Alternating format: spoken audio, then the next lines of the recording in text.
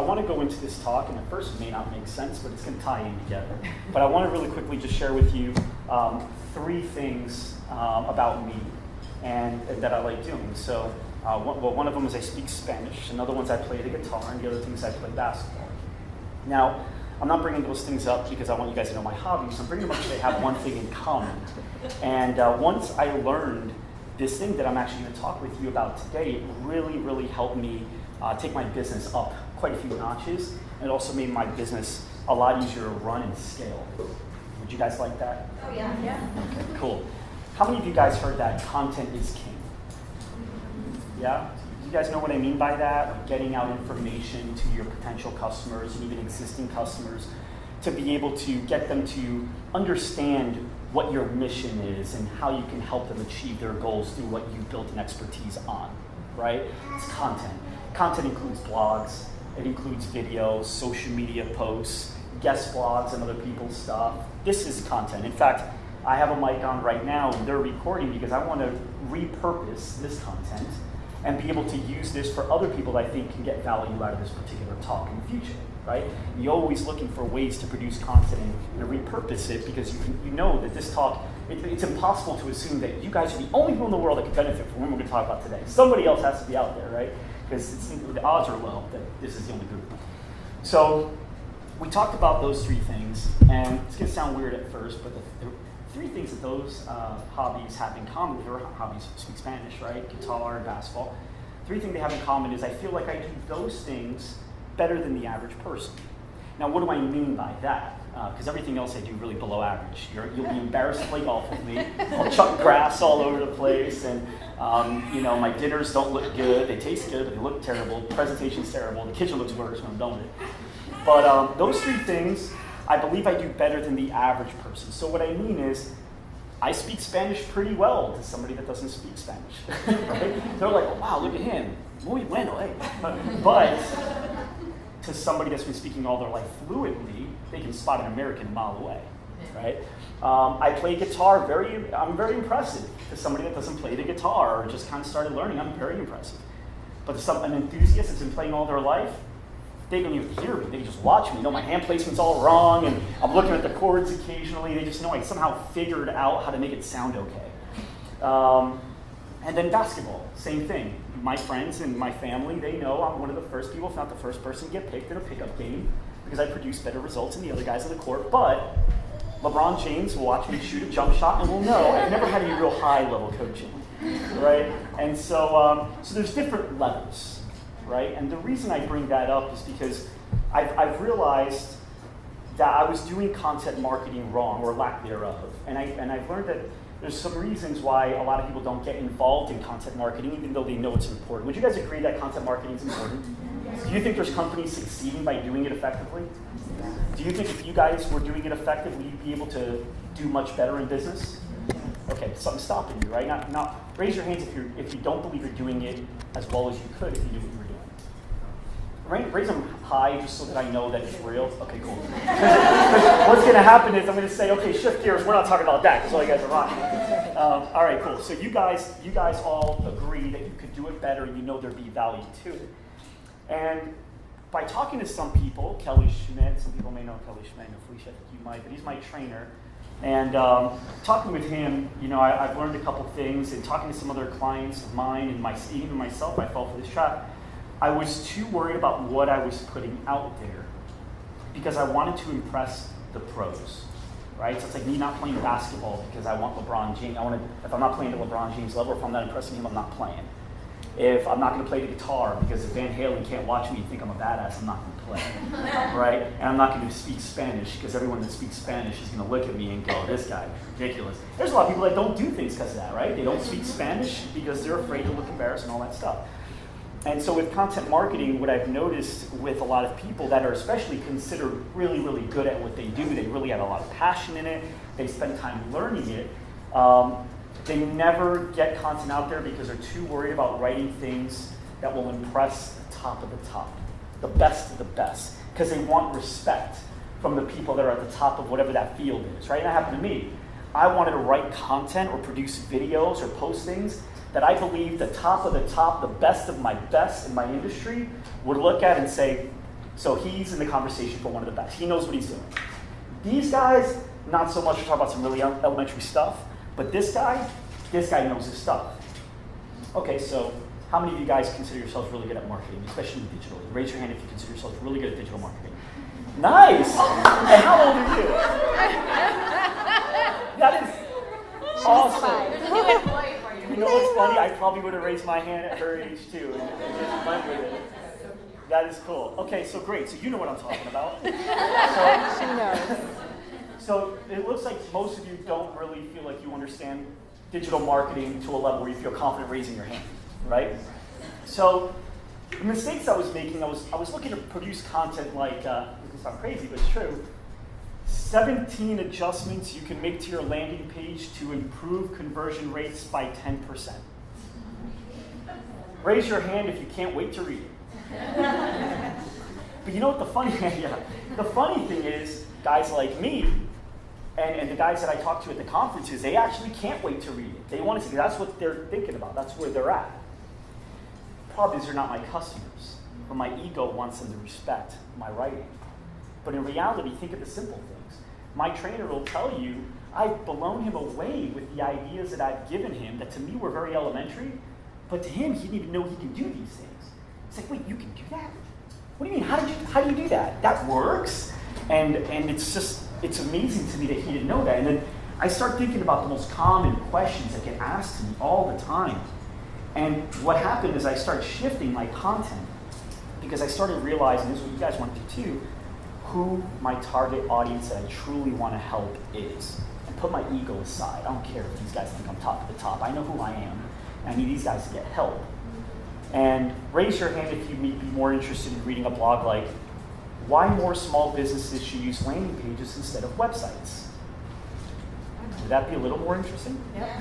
What about 3 ways a startup business can use Facebook to get more leads today? Oh, yeah. Okay. What about something like, most small businesses send emails the wrong way. Here's the best way to get more customers. Basic stuff to the guys that I go and talk to at conferences with. And those guys might put me in a box because of that content. I do not care. Okay? Because at the end of the day, these guys aren't getting any value out of the 17 blah, blah, blah, right? They're getting value out of this kind of stuff. Now, you guys all have that. You guys know what the most common questions you get asked all the time are, right? Felicia, it might be something like, what kind of food should I eat before a workout? And you did a show on it, right? Mm-hmm. And you're great at producing content so much so that you get asked to be on TV all the time. That happens because you understand, you identify who your real target audience is, and you really put your ego aside, and it's about helping these people that don't know these things that you may consider simple because you live it. Mm-hmm. But to them, it's, hey, if I knew what to eat after a workout to get in better shape, yeah, I'll do it. I just don't even know. As opposed to, 9 foods you can substitute to stay within your macros, right? Raise your hand if you know what I even meant by that. Some of you might, right? But others are like, macros, And what happens is, when you write content like that, not only are you not, 2 things actually. Number one, you're not connecting with them. Because what happens is if I told you, hey, this is the kind of thing I wrote, and it seemed too high level, subconsciously you're creating that feeling of disconnect. That feeling of, that's not really for me, or that's not where I'm at, or I'm not there. And the thing is, you're like my perfect customers maybe, and I'm losing you because I'm so worried about these guys, right? And another thing about it is that kind of content's hard to produce. 17 ways to adjust your blah or macros, right? That's going to take work for you. You're going to have to research and figure out, okay, grams of protein for sweet potatoes and this, okay, measurement calculator divided by 4, and all right, now here we go. And the crazy thing is your perfect customer is going to go, I don't want to, so it's a waste, and there's a lot of time that you put into it. How long would it take for you to answer a question like, how should I work out on the treadmill in order to burn the most fat? Would you be able to answer that question for me right now? 5 seconds. And could you probably answer that question a bunch of times, right? And probably in many different ways, right? Because you always kind of wing it. You can answer that question like that. Could you write a blog or make a video about it like that if you wanted to? Of course you can. We all have those things that we can do too if we remember that, yes, I may not be at LeBron James' level, but I can totally do a lot of damage here. Great example of it, like I mentioned, LeBron James, believe it or not, I've never been called by an NBA team to come and help them win a championship. And I know my height is deceiving. You guys are probably thinking, you probably get calls all day. So tall. But in reality, I've never gotten called. Here's a cool fact, though. Brag about it. I'm going to take a dad brag, okay? My son is 9 years old. He plays basketball pretty much all year round, so 3 seasons. I've coached him for 12 seasons. Love it. It's one of my favorite experiences. We played 96 games. We've lost 9. We went on a 33-game win streak that lasted over 4 undefeated seasons. So I can't hang with LeBron, but I can help 8 and 9-year-olds destroy other 8 and 9-year-olds if that's their goal, right? And so same thing for you guys. You got to think about who you really can help with what you know. You guys have a ton of content. You just got to, everything's in your head. You just got to get one thing out of your head, and that's how you care about these guys and what they think about me, because I know who I can help. Does that make sense? Yeah. You guys agree with that? Yeah. Does that help you find a better way to produce some good content? Okay, good. Last thing, am I okay on time? You're good. Yeah. Okay, cool. The last thing is just making a choice. Anybody here a personal trainer living with Felicia? All right, cool. So we'll use you. Now, how long have you been a personal trainer? I was. Not anymore. Not anymore? Yeah. Okay. Just 2 years. just because I don't know if it's going to relate and mess it up, I'm going to ask Felicia. Okay. So,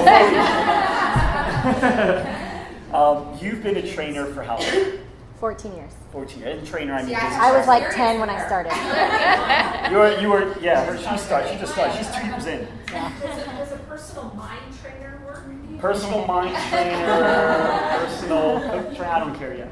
So you were a personal trainer for 20 years? 14 years. 14 years. I was Okay. 10 when I started. Got it. Wow. Yeah. Me too. The math, that makes sense. Yeah. So 14 years, so something tells me that in those 14 years, you had to have taken on a client once and didn't really know what they were doing. Yes. Like they were ground level. Mm-hmm. I thought this was good because it makes sense, right? Like I thought burgers were good. There's bread, there's meat, there's cheese, all the food groups. Oatmeal cookie has oatmeal. Yeah. So you've had ground floor people, Yes. right? And I'm assuming, and I shouldn't assume, but I'm going to assume because I have to imagine it's true, you've had some ground level people that have somehow stuck with you for 2 years, 3 years, maybe more. Yeah. Okay, great.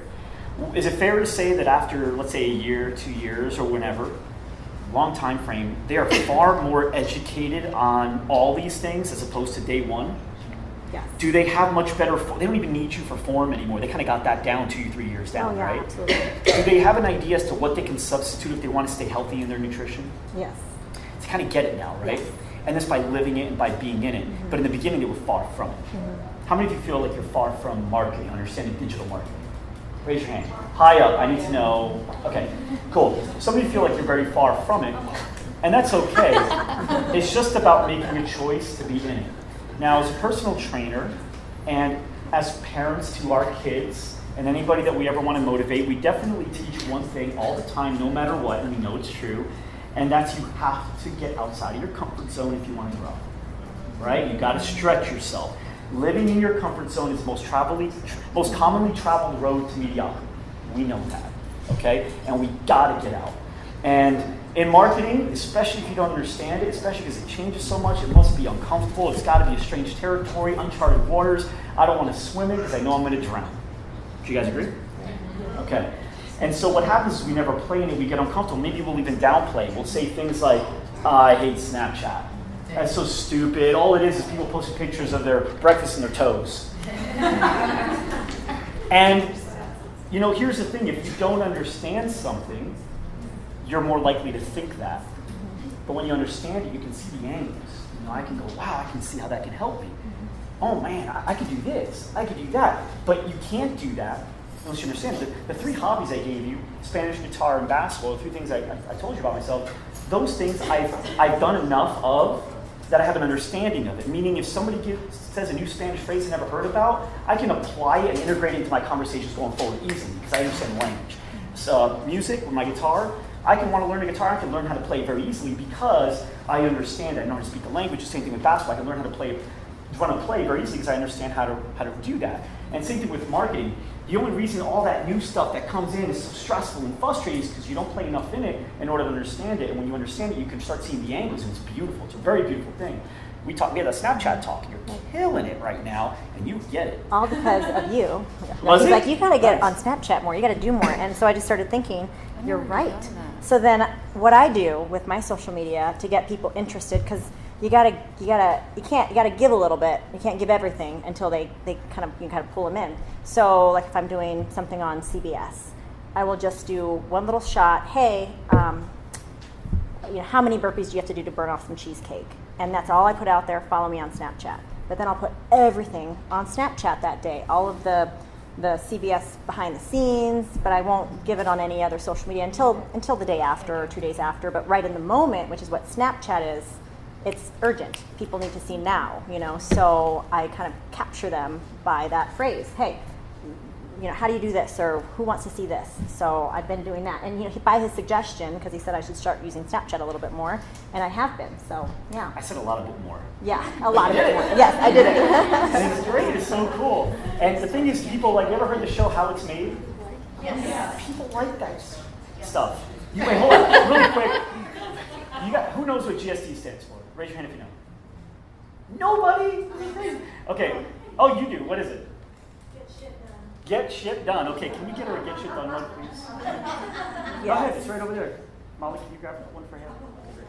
So it's a model that we live by. The show we call this GSD because at the end of the day, it's about making the choice and just getting it done. And with what we're talking about, it's making that choice, right? You have to make the choice to want to learn marketing. And just like in fitness and anything else, the way you'll fail in fitness and in what I'm talking about, anything, is if you fall in love with the end result.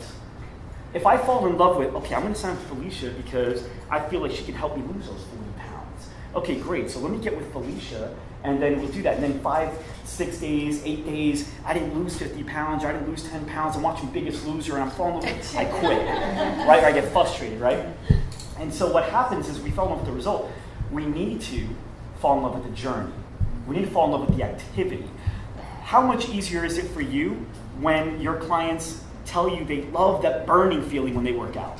Isn't it easier for you to get them to a point? Yeah, well, absolutely. How much easier is it when they tell you they actually now enjoy meal prepping? It's fun for them, right? Or they enjoy the feeling of walking away from a pizza knowing they had that strength, right? It makes it easier for them. And what happens is when they achieve the goal, they keep going because they're not in love with the result that they achieve now. They're in love with the journey that'll keep them there forever. And marketing is the same thing. I know this stuff's crazy and maybe even boring if you guys understand it, but man, it's so exciting once you get in it, you see what it does and how great it is for your business. You start falling in love with the journey, and now new things are exciting. And now whether you want to do it yourself or you want to hire somebody to do it, the great thing is you never fall for the best salesman. You understand that this person can get what I need done because I have an understanding. Does that make sense? Yes. So educate yourself out of it. Bullets out of the gun. You started a business, right? You made a choice, and it's done. And so now, what does that mean? It doesn't just mean provide great service. That's the nucleus of it all. But how can I get my message out there to help more people? I have an obligation now to myself, my family, my future, and the people that need my help to go ahead and find those people, bring them in, and be able to do it in social media and just internet in general. Man, what a way to reach out.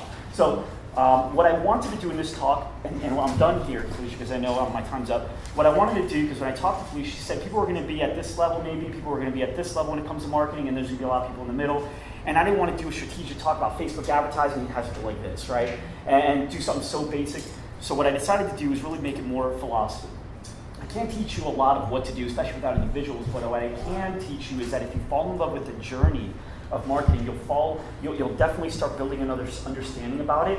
Your business will continue to flourish because of it. Things will get easier, and to get out of your head when it comes to impressing certain people, and just focus on helping people, the people that you know you can help, and you know who they are, and just focus on those people. You do those two things, and I promise you, you will always have a great marketing plan. You may not know what the strategy is right yet, but you'll know the what and the why, and you can learn the how as you go, because you understand the importance and the focus and the mission.